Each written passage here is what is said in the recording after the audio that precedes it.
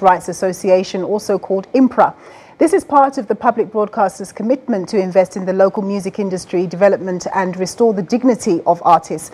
This landmark payment marks the first ever payment for needle time royalties to local music artists. We have a split. I can only talk about percentages. We have taken 3% of the revenue for that financial year, which came up to a figure after tax of about 22 million. And then IMPRA is getting 75% of that because of the music that we played during that time is from people that are members of IMPRA.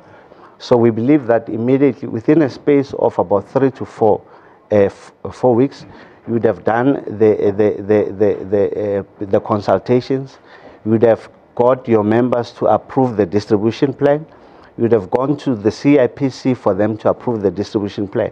And immediately then, you are then able to actually fast forward the distribution as soon as you can. I could even take it further.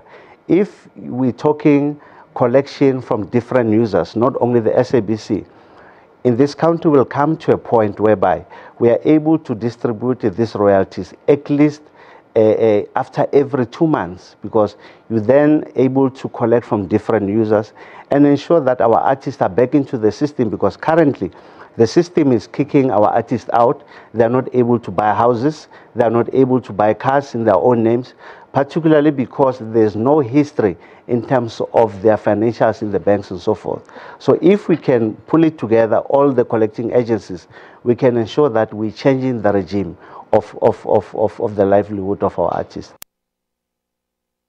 Pardon me. Meanwhile, the Arts and Culture Minister has commended the SABC for this historic move.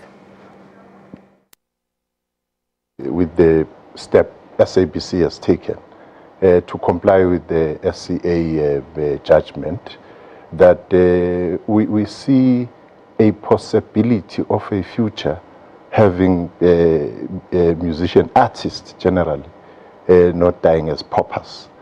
For us, what this means is that the 18 radio stations which SABC represents form the bulk part of the needle time for artists, but also you have other players, retailers and so on, which we still need to engage. But for this one, I'm glad that we're not talking theory here.